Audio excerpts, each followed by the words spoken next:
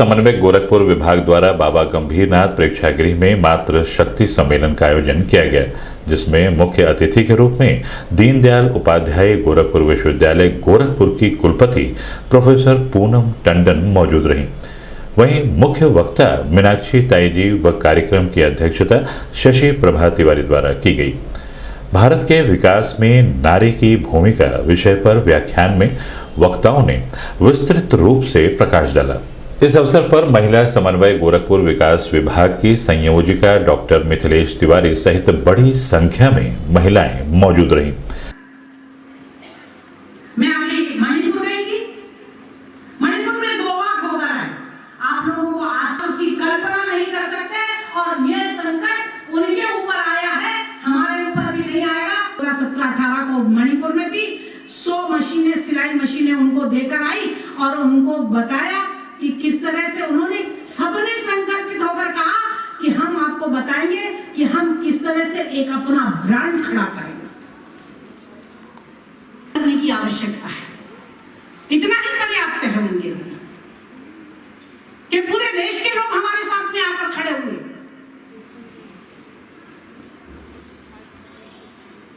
हम सब जानते हैं बंगाल में, कर्नाटक में जिस तरह की परिस्थिति अब प्रारंभ हो गई है,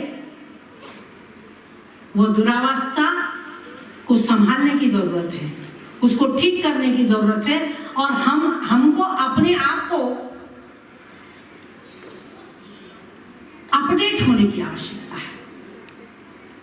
हम जहां पर भी जाएंगे वहां पर हमको जिन विकृतियों का सामना करना पड़ेगा, जिन विरोधाभासी बातों का सामना करना पड़ेगा, उसके लिए हमारे पास में ठीक से उत्तर देने की आवश्यकता है, हमको तैयार होने की आवश्यकता है।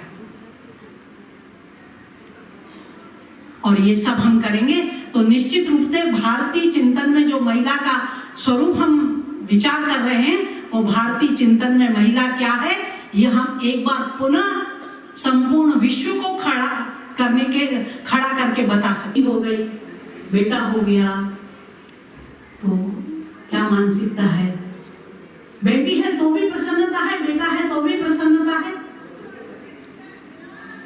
उनको बड़ी संख्या में उनको कैसे हम इस संबंध में सिटी वन संवाददाता से बात करते हुए राज्य महिला आयोग की उपाध्यक्ष अंजू चौधरी व अरुंधति विश्वनाथ त्रिपाठी ने बताया, जो कि यहाँ का एक मुख्य विषय है, उस पर परिचर्चा है, तो उसमें मैं सहभागिता नहीं निभा पा रही हूँ क्योंकि कोई एक और कार्यक्रम है, लेकिन ये बहुत ही इम्पोर्टेंट टॉपिक है और मैंने पिछले 5 साल में देखा है कि महिलाओं की कैसी समस्या दिन ब दिन बढ़ती चली जा रही हैं और समाधान महिला ही कर सकती है।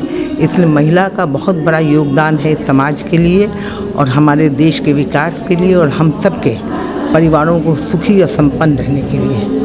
इस तरह के कार्यक्रम के आयोजन से कितना लाभ मिलता है महिलाओं को? डिपेंड करता है, कुछ महिलाएं तो रहती हैं लेकिन नहीं रहती हैं, कुछ महिलाएं उसमें इतनी इन्वॉल्व होती हैं और कुछ समझती हैं और कुछ तो सोच के समझ के जाती हैं। सबसे ज़्यादा ज़रूरत है कि बहुत कम उम्र में जो राजनीति में या क्षेत्र में निकल जाती हैं और अपने परिवार, अपने बच्चे, अपने घर द्वार को छोड़ करके आगे आने की सिर्फ हम वाली जो अहंकार और एक आत्मविश्वास, over confident that I can do something, I will shine, हम जहाँ निकलेंगे हम कुछ करके दिखाएंगे, ये जो चीज़ है ना, ये हम भारतीय महिलाओं को शोभा नहीं देता है। समय होता है हर चीज़ का, एक बेटी के रूप, एक पत्नी के रूप, एक माँ के रूप, उस रोल को निभाने के बाद ही अगर महिला आगे बढ़े और वो भी परिवार के पूरे सहयोग और सहमति से, चाहे पति हो, चाहे ससुर हो, चाहे बेटा हो, तभी वो आगे बढ़ सकती है। और एक पोख्ता उम्र में जब निकलती है तो कोई उंगली नहीं दिखा सकता है और आपका ज्ञान, आपका शिक्षा, आपका संस्कार, ये आपके लिए बहुत ज़रूरी है। महिलाओं को जागरूक और साथ ही साथ अगर महिलाएं सशक्त होंगी तो आज के आने वाली पीढ़ियां हैं वो भी बहुत अवेयर होगी अपने कल्चर को लेके, अपने धर्म को लेके, अपने संस्कारों को लेके। तो मैं चाहती हूँ कि महिला जितनी सशक्त होगी उनको जो अनुसरण जो करते हैं वो बच्चे करते हैं। तो आजकल की पीढ़ियों को जो है मजबूत बनाने के लिए महिला को सबसे पहले मजबूत बनना होगा। इस तरह के कार्यक्रम का आयोजन होना चाहिए महिलाओं इस तरह के कार्यक्रम का आयोजन डेफिनेटली होना ही चाहिए, और जिससे कि जितनी भी महिलाएं हैं जो घरेलू बैठी हैं, उनके पास भी बहुत सारी टैलेंट होती हैं जो वो प्रस्तुत कहीं नहीं कर सकती क्योंकि स्टेज अच्छे से नहीं मिल पाता है इसी वजह से। तो मैं चाहती हूँ कि ये बहुत बड़ा मंच हमें मिला है और हम हमारी अंदर की प्रतिभाओं को हम यहाँ पे आके प्रस्तुत करें, और एक दूसरे के साथ और भी बहुत कुछ सीखने को मिलता है। तो ये मुझे बहुत पसंद आया।